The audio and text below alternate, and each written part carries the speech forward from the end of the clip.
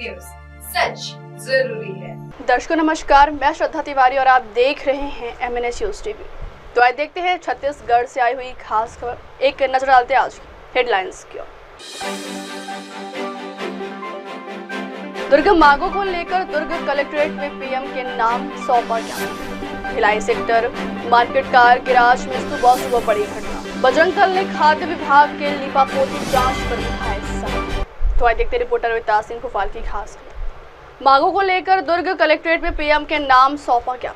भारतीय मजदूर संघ ने 6 सूत्रीय मांगों को लेकर प्रधानमंत्री वित्त मंत्री के नाम दुर्ग कलेक्टर को ज्ञापन सौंपा और कहा भारतीय मजदूर संघ की 198वीं कार्य समिति भारत सरकार ने यह मांग करती है EPS 95 की न्यूनतम पेंशन ₹1000 तत्काल की जाए व अंतिम तौर पर वेतन का 50% महंगाई राहत पेंशन का भुगतान किया जाए। APF की वेतन सीमा 15,000 रुपये से बढ़ाकर 30,000 रुपये और ESIC की वेतन सीमा 21,000 रुपये से बढ़ाकर 42,000 रुपये की जाए। सार्वजनिक संपत्ति की बिक्री पर तत्काल रोक लगाई जाए। बीमा वित्तीय क्षेत्र में 100% विदेशी निवेश पर रोक लगाई जाए। स्कीम वर्कर्स को सरकारी कर्मचारियों के समान वेतन एवं सामाजिक सुरक्षा दी जाए।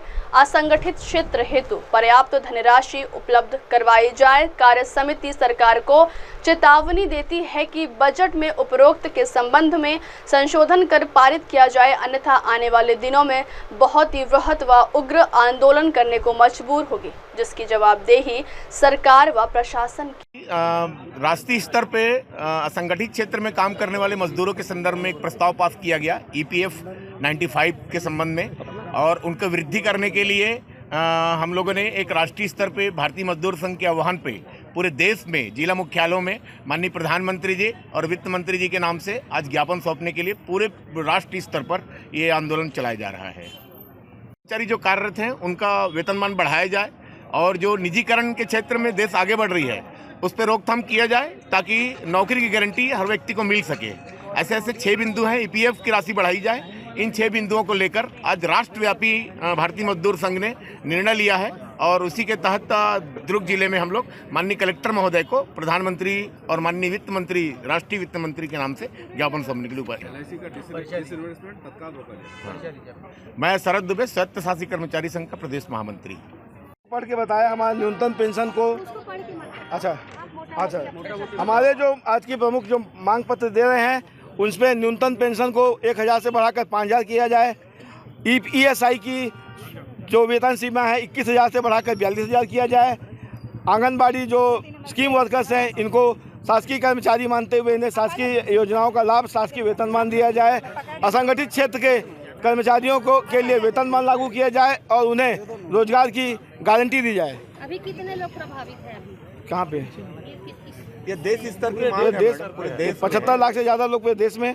असंगठित क्षेत्र तो अब जनसंख्या का इसको 60% लोग आज की डेट पे प्रभावित हैं। सरकारी नौकरियां बंद होती जा रही है। आप देखें शासकीय कार्यालय हो चाहे शासकीय उद्योग हो, सभी संविदा में काम कर रहे हैं। पूरे देश में चल रहा है। प्रदेश स्तरीय है? नहीं, पूरे राष्ट्रीय स्तरीय है। आज पूरे देश में सभी जिला मुख्यालयों में ज्ञापन दिया जा रहा है माननीय प्रधानमंत्री जी के नाम से और वित्त मंत्री जी के नाम से हर जिला मुख्यालय में। अपना परिचय बताइए। मैं हरिशंकर चतुर्वेदी, जिला मंत्री भारतीय मजदूर संघ। कैमरा चालू नहीं किया था। जिंदाबाद जिंदाबाद जिंदाबाद जिंदाबाद जिंदाबाद जिंदाबाद। बढ़िया भीड़ लग रहे हैं। भारतीय मजदूर संघ अमर रहे। बोलिए भारत माता की, भारत माता की। बढ़िया भीड़ लग ये हमारे वंदे मातरम, वंदे मातरम। अभी तो ये लड़ाई है, आगे और लड़ाई है। भारतीय मजदूर संघ अमर रहे, अमर रहे। भारतीय मजदूर संघ अमर रहे, अमर रहे। BMS की क्या पहचान? त्याग, तपस्या और बलिदान।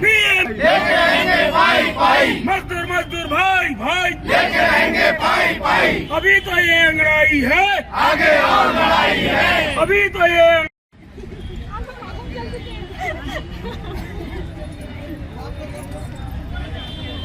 यही तक सीमित नहीं रखना है ना, प्रचार प्रसार करना है। नाम से ज्ञापन सौंपने का था और ये राष्ट्रीय स्तर पे चल रहा है।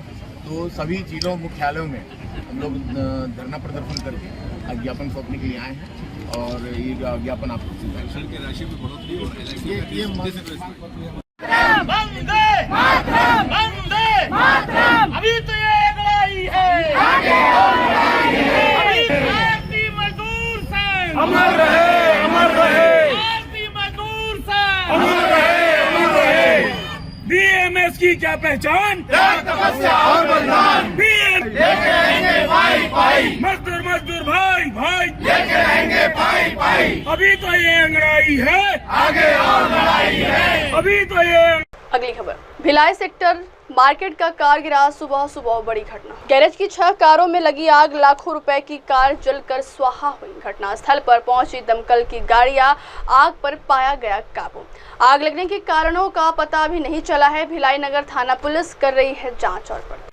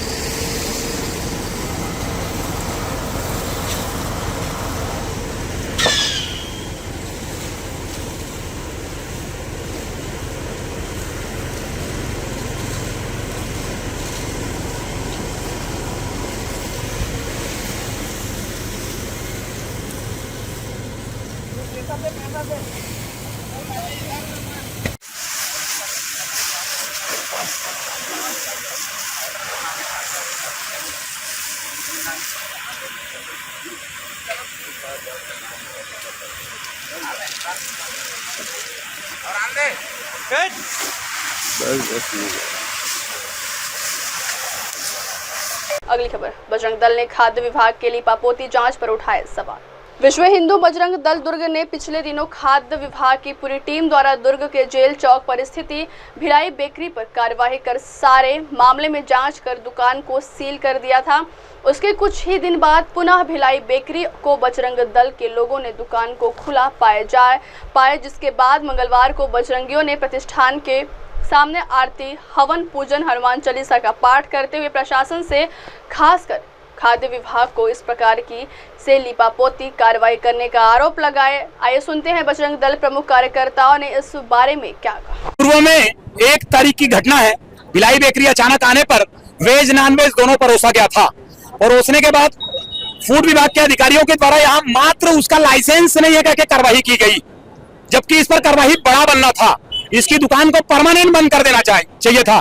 भिलाई बेकरी में पूर्व में भी एक घटना घटी हुई है जिसमें जेल के एक काम करने वाले कर्मचारी के 2 बच्चे मारे गए थे। वो ब्रेड या केक चूरा लेकर गए थे और उसके ऊपर फूड पॉइजन हो गया था और वो मारा गया था। उसके बाद भी ये भिलाई बेकरी खुलता है, इसका मतलब प्रशासन लीपापोती कर रही है, फूड विभाग लीपापोती कर रही है। तो ये बड़ी कार्रवाई है। प्रति मंगलवार के भांति इस मंगलवार को भी हम मंगलवार की आरती करने आए थे, आज यहाँ आ गए। उसका कारण यह है कि हमें भी सुनाई दे रहा था कि भिलाई बेकरी ये बोलते चले जा रहा है कि हमसे लीपापोती किया गया है, बजरंग दल के साथ मान मनोबल किया गया है। तो बजरंग दल न मानने वाला है न मनाने वाला है। बजरंग दल समाज को लेकर चलता है और समाज का काम करता है। तो समाज के काम करने के लिए हम किसी भी प्रकार की लीपापोती नहीं सुनने वाले न करने वाले हैं। चाहे वो किसी से बात करवा ले, किसी से सुनवा ले, हम सुनने वाले नहीं है। ऐसे जिहादी मानसिकता के लोग जो धर्म पर आघात करते हैं, एक ही काउंटर में वेज नॉन वेज बनाकर वही लड्डू और रसगुल्ला बनाकर भगवान का प्रसाद चढ़वाते हैं, मोदक चढ़वाते हैं, ऐसे लोगों का डंके की चोट पर विरोध होना चाहिए। और दुर्ग सर की समस्त जनता से मांग करता हूं कि ऐसे भिलाई बेकरी को बंद करने का आह्वान करना चाहिए, हमारे साथ बैठना चाहिए। जैसा आंदोलन होगा बजरंग दल करने को तैयार बैठा है, लेकिन भिलाई बेकरी को बंद कराना चाहिए। कुछ दिन पहले पूर्व ही यहाँ पे फिर आंदोलन आपकी तरफ कराया गया, उस पर क्या कहना चाहिए? उस पर कार्रवाई फूड विभाग के द्वारा किया गया था, लेकिन लाइसेंस के नाम में कार्रवाई किया गया, उसके बाद इनको परमिशन मिल गया था।